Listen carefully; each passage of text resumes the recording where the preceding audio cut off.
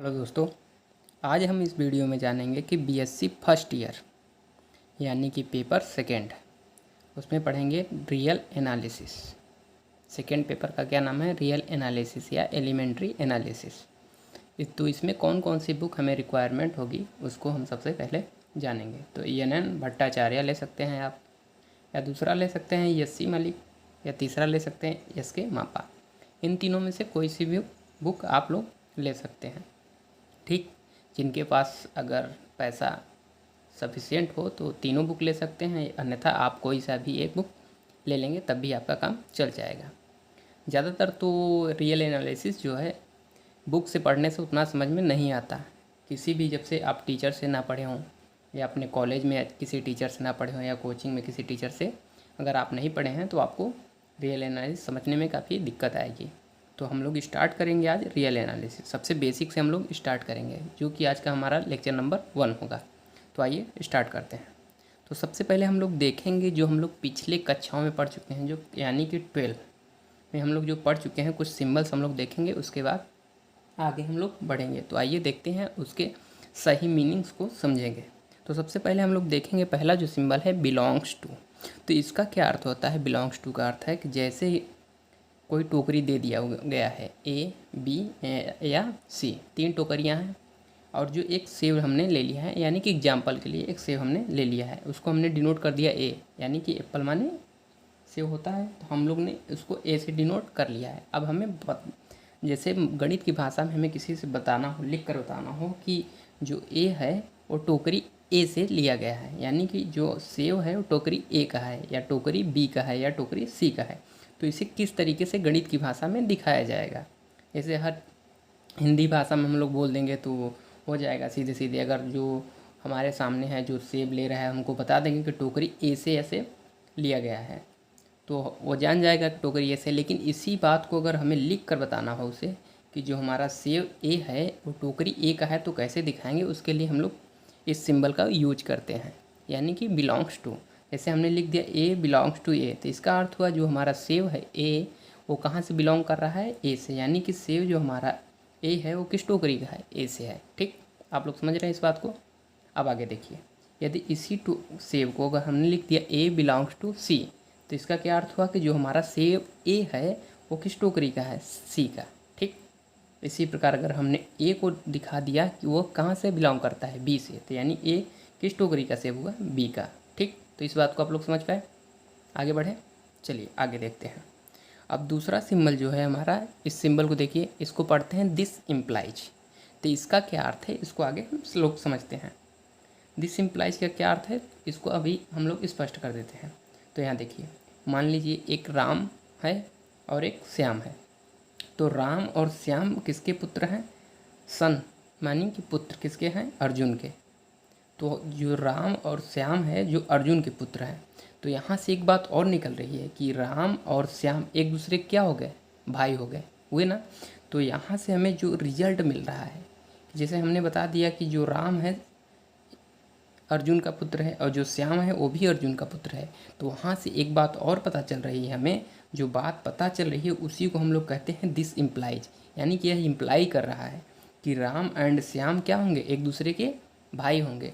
तो यहाँ से एक यही रिजल्ट हमें निकल के आया कि Ram and Shyam are brothers. तो इसी इम्प्लाई दैट का यही अर्थ है। ठीक, कुछ चीज़ें आपको इन्फॉर्मेशन दी जाएंगी और उस इन्फॉर्मेशन के परपेच में आपको एक नया रिजल्ट मिलेगा। तो जो रिजल्ट मिलेगा वो कैसे मिलेगा वही इम्प्लाई करता है। तो इम्प्लाइज के आप लोग अर्थ समझ गए होंगे। अब आगे देखते हैं तीसरा symbol, if and only if. तो इसका क्या अर्थ है इसको भी अच्छे से हम लोग समझेंगे। इफ़ एंड ओनली इफ़ अगर पूरा लिखें तो इस तरीके से लिखा जाता है। यदि हम शॉर्टकट में लिखें तो इसे IFF लिख देंगे, तब भी इसका अर्थ इफ़ एंड ओनली इफ़ होगा। ज़्यादातर लोग हम लोग इसका यूज नहीं करेंगे, इसका ही यूज करेंगे आगे चल के। तो इसका भी अर्थ समझ लीजिए। जैसे अब बोल दिया जाए इसी एग्जाम्पल में, अगर हमने कह दिया कि राम एंड श्याम दोनों क्या हैं? एक दूसरे के भाई। अब यहाँ पर एग्जाम्पल ध्यान सुनिएगा। पहले हमने कहा था कि राम किसका पुत्र है? अर्जुन का। और श्याम किसका पुत्र है? अर्जुन का। लेकिन हमने ये नहीं कहा था कि राम और श्याम एक दूसरे के भाई हैं।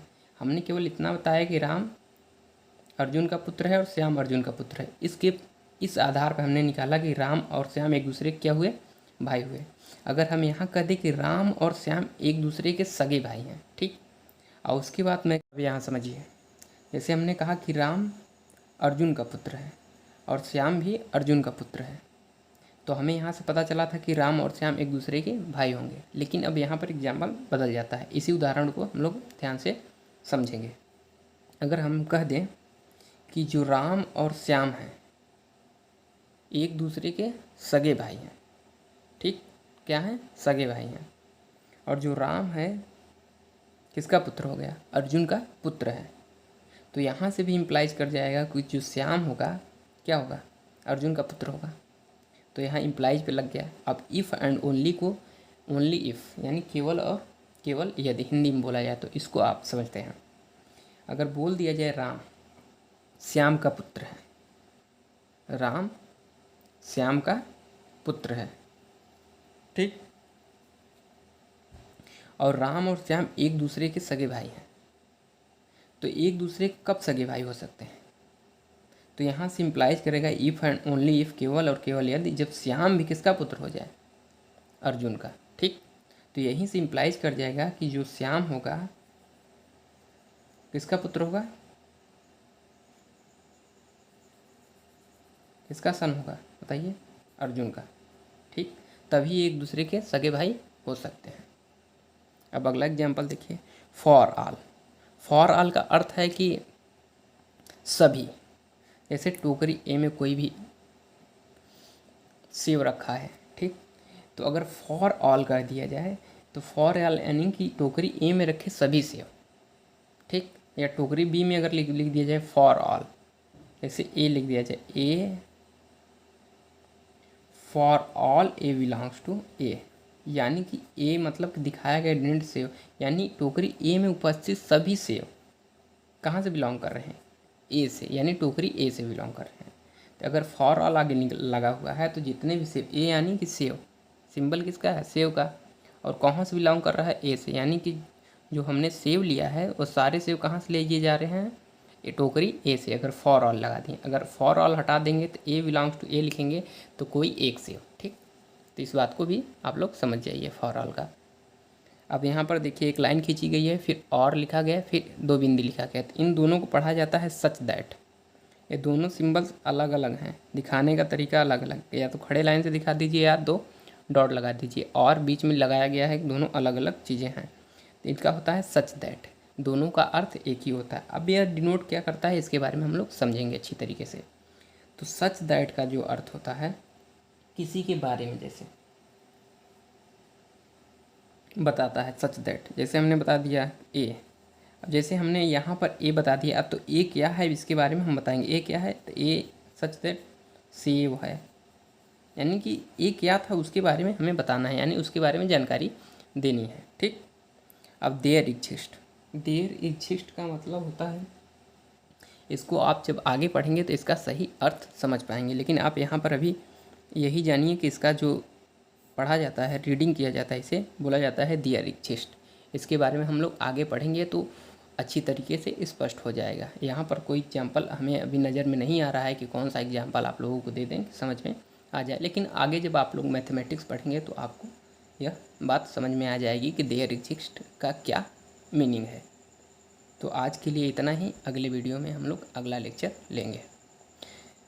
एक बात और कहना चाहेंगे, आप लोग सभी लोग जितने लोग भी पढ़ रहे हैं इस वीडियो के माध्यम से, वो लोग सभी लोग अपना नोट्स ज़रूर बनाएं, जिससे कि आप जब एग्ज़ाम टाइम पे पढ़ना स्टार्ट करेंगे तो उस टाइम पे आपके अपना नोट्स जो होता है वो काफ़ी बेहतर होता है रादर देन कि दूसरे के नोट से। उस समय क्या होता है कि जब एग्ज़ाम टाइम आता है तो लोग परेशान हो जाते हैं कि नोट्स कहीं से मिल जाए पढ़ जाए, लेकिन दूसरे का जो नोट्स होता है उतना समझ में नहीं आता है जितना अपना नोट्स खुद का बनाया होता है।